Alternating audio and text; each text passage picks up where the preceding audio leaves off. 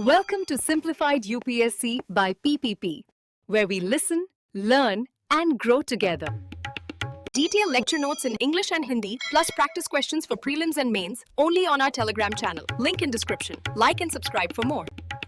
Simplified UPSC BPP में आपका स्वागत है। नमस्कार। आज हम संजीव वर्मा की भारतीय अर्थव्यवस्था के एक बहुत ही अहम अध्याय चैप्टर 34 खुली अर्थव्यवस्थाओं में संकटों से सीख या lessons from crisis in open economies पर गहराई से चर्चा करेंगे। जी हाँ, ये टॉपिक यूपीएससी सिलेबस खासतौर पर जीएस पेपर 3 के लिए बहुत महत्वपूर्ण है। बिल्कुल, क्योंकि ये हमें समझने में मदद करता है कि दुनिया भर की जो आर्थिक उथल-पुथल होती है उसका भारत पर क्या असर पड़ता है, कैसे पड़ता है। हम आज समझेंगे कि ये खुली अर्थव्यवस्थाएं मतलब वो इकोनॉमीज जो दुनिया के साथ जुड़ी हुई है ट्रेड और फाइनेंस के लिए, वो आखिर आर्थिक संकटों की चपेट में इतनी आसानी से क्यों आ जाती हैं। और इसका सबसे अच्छा उदाहरण शायद 2008 का ग्लोबल फाइनेंशियल क्राइसिस है। हाँ, उसी संकट के बहाने हम इसके कारण, इसके असर और सबसे जरूरी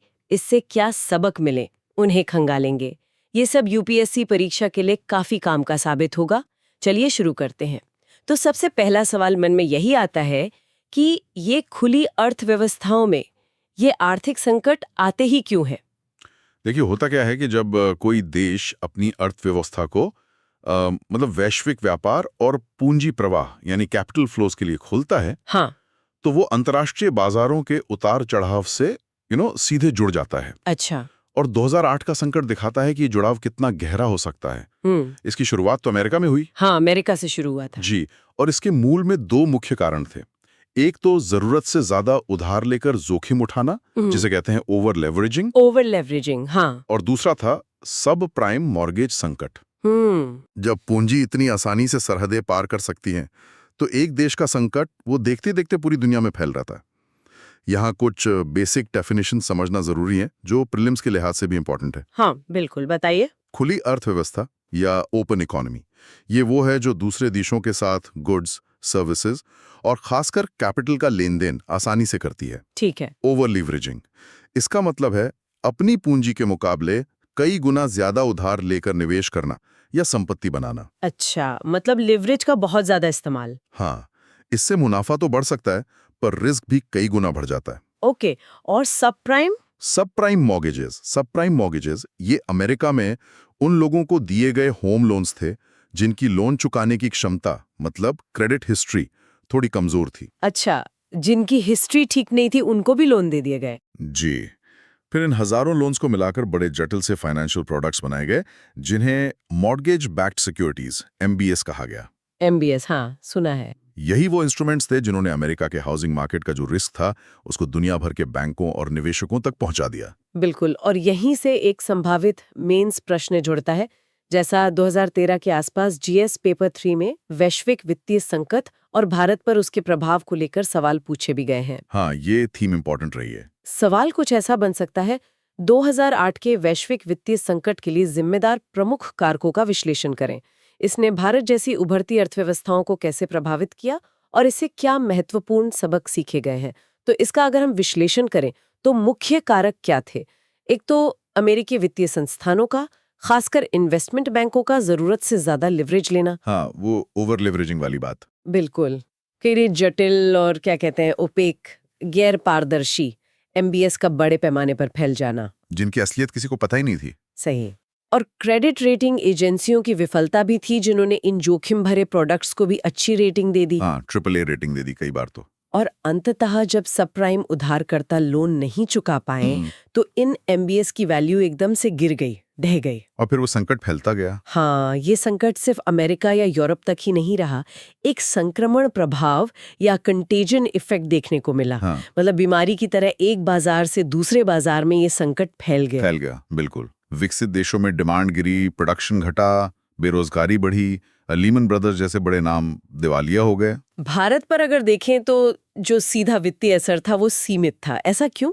ऐसा इसलिए क्योंकि हमारा बैंकिंग सिस्टम वो ग्लोबल फाइनेंशियल सिस्टम से उतना गहराई से जुड़ा नहीं था उस वक्त। अच्छा। और हमारे बैंकों ने सब प्राइम संपत्ति में ज्यादा निवेश नहीं किया था और RBI के जो सख्त नियम थे वो भी काम आए, है ना? हाँ, रेगुलेशन ने बचाया। जी, लेकिन अप्रत्यक्ष असर जरूर हुआ। कैसे? जैसे ग्लोबल डिमांड घटने से हमारे एक्सपोर्ट्स गिरे हाँ, एक्सपोर्ट्स पर असर पड़ा। और दुनिया भर में जो एक डर और अनिश्चितता, फियर एंड अनसर्टेनिटी का माहौल फैला, उसने हमारी आर्थिक वृद्धि को भी धीमा कर दिया। आंकड़ों से ये बात और साफ होती है।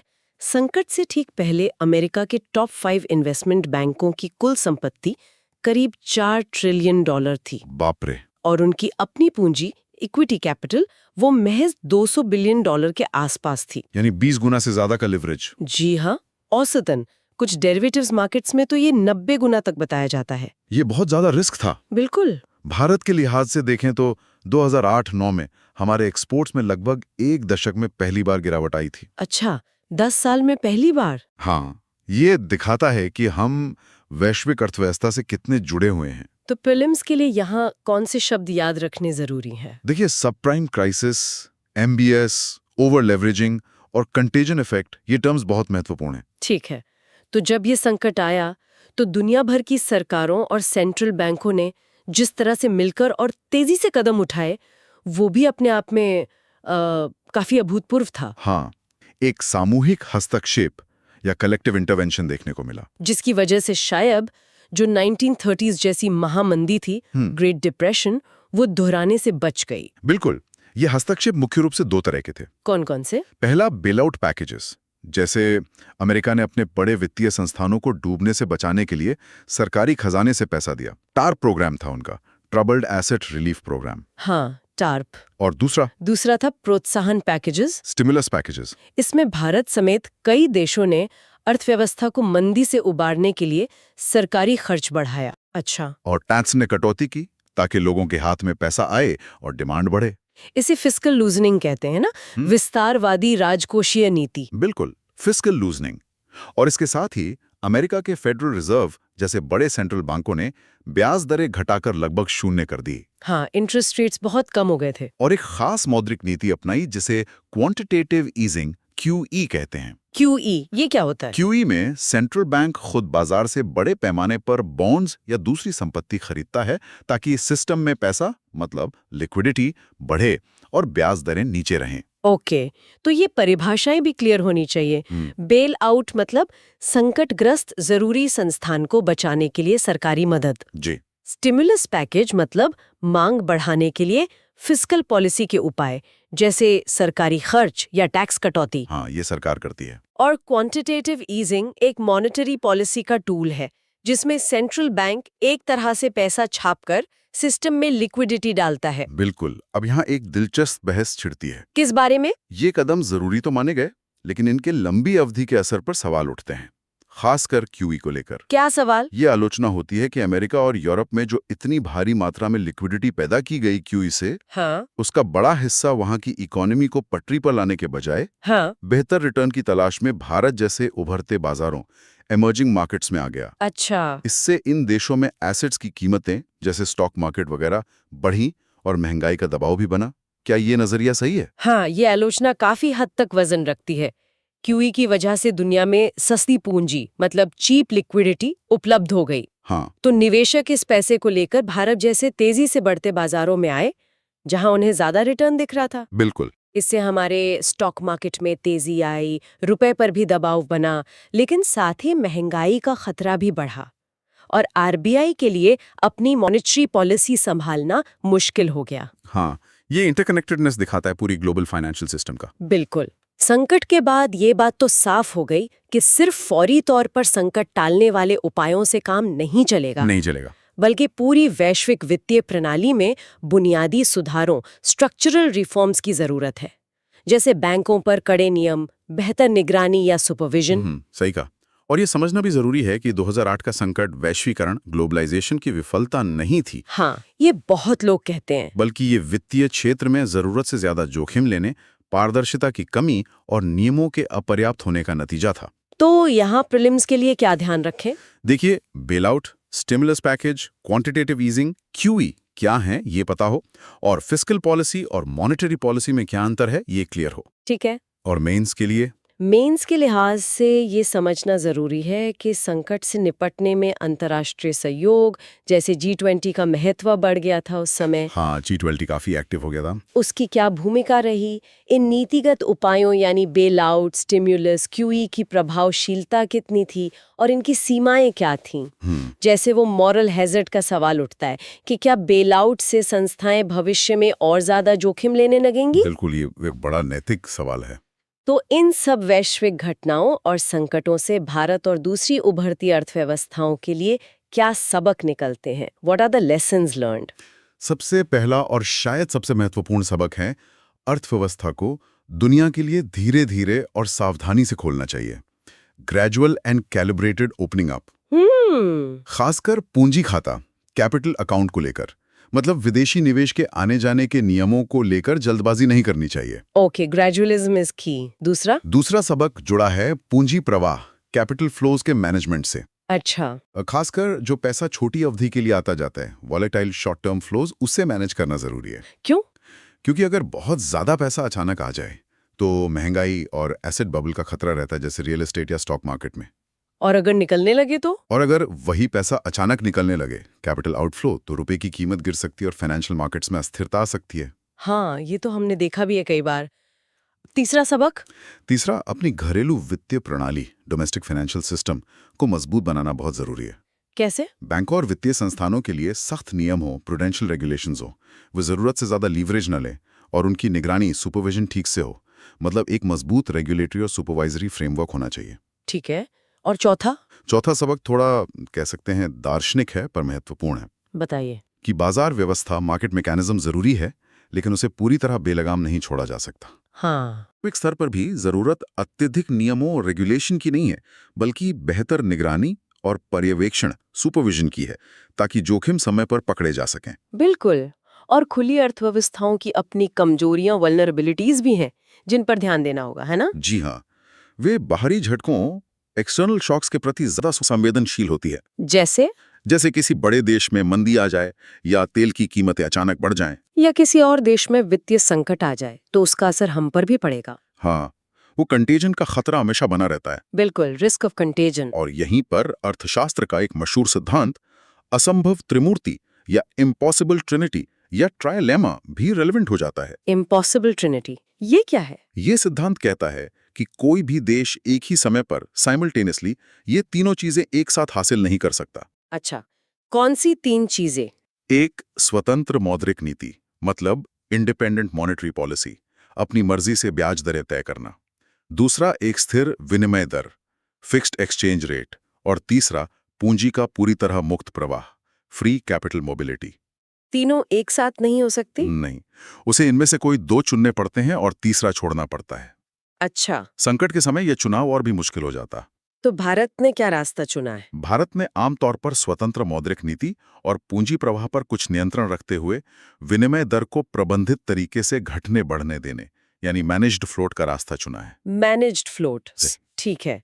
ये प्रीलिम्स के लिए भी एक महत्वपूर्ण कॉन्सेप्ट है। जी हाँ, बिल्कुल। तो इन सबको अगर भारत के संदर्भ में समझना हो तो हमें इन्हें इकोनॉमी के दूसरे हिस्सों से जोड़कर देखना होगा। बिल्कुल, जैसे भारत में 1991 के बाद हुए आर्थिक सुधारों की प्रक्रिया, जो चैप्टर 40 में है। हाँ, हमारा वित्तीय क्षेत्र regulation, financial sector regulation, chapter 15, जिसमें बेसल नॉर्म्स आते हैं, एनपीए मैनेजमेंट के लिए सरफासी एक्ट जैसे कानून आते हैं। और आईबीसी भी। हाँ, insolvency and bankruptcy code.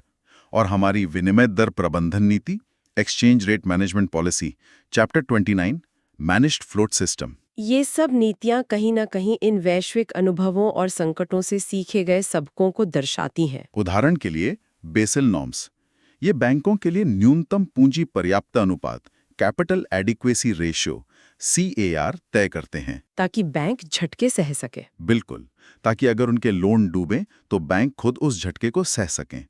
Bharat ने अक्सर बेसल द्वारा सुझाए गए न्यूनतम स्तर से ज्यादा CAR रखने पर जोर दिया है, जो एक सावधानी भरा कदम है। अच्छा, इसी तरह सरफासी एक्ट 2002 बैंकों को डिफॉल्टरों की संपत्ति कब्जे में लेकर लोन वसूलने का अधिकार देता है।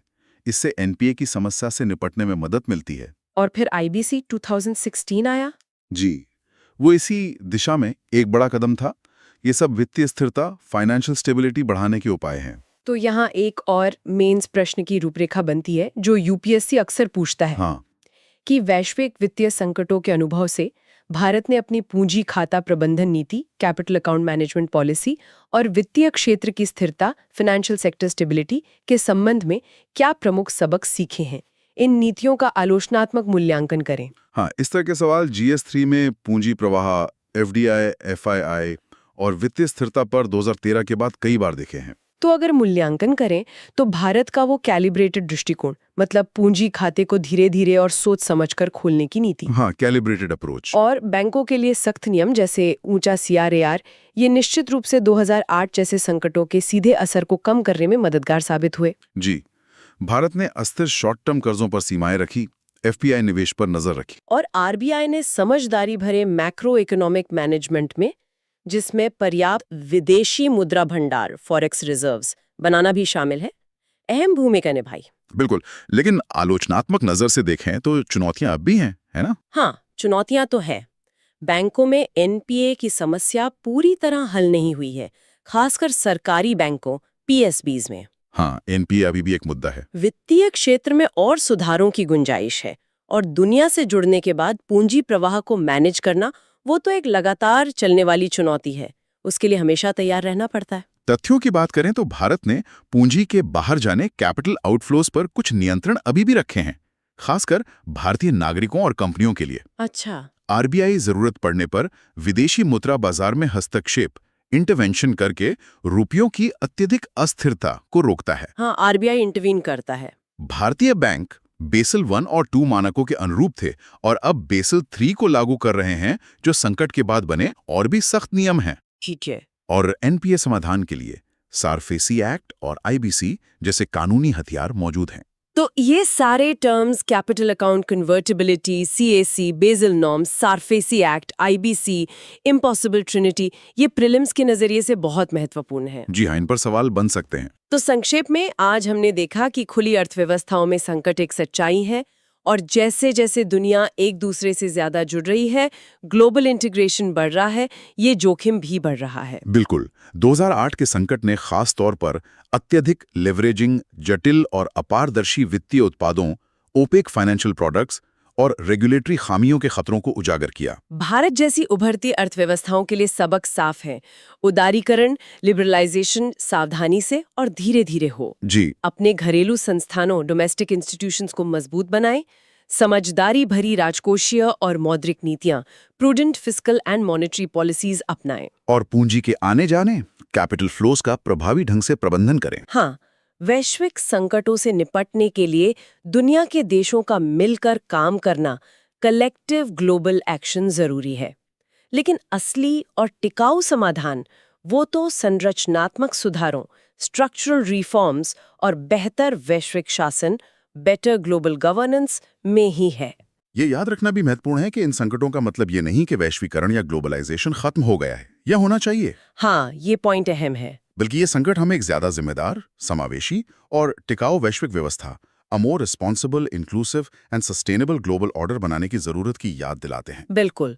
भविष्य के संकटों को रोकने और उनसे निपटने के लिए बेहतर अंतर्राष्ट्रीय सहयोग और समन्वय की जरूरत होगी। जी। जाते जाते हम श्रोताओं के लिए एक सवाल छोड़ जाते हैं जिस पर वे सोच सकते हैं। जरूर। कि जिस तरह दुनिया आपस में और गहराई से जुड़ रही है, इंटरकनेक्टेडनेस बढ़ रहा है और जलवायु परिवर्तन जैसे नए वैश्विक जोखिम सामने आ रहे हैं, तो भारत जैसी उभरती अर्थव्यवस्थाएं वैश्वीकरण के फायदों को उठाते हुए भविष्य के इन अलग अलग तरह के वैश्विक झटकों, ग्लोबल शॉक्स के सामने अपनी सहन शक्ति या लचीलापन, रेजिलियंस कैसे बना सकती हैं और उसे कैसे मजबूत कर सकती हैं। ये सोचने वाला सवाल है। सिंप्लीफाइड यूपीएससी बाय पीपीपी में आज के लिए बस इतना ही। अगली बार एक नए अध्याय के साथ फिर मिलेंगे। धन्यवाद। धन्यवाद। Thanks for watching. Follow us on Telegram and Instagram. Don't forget to like, share, and subscribe.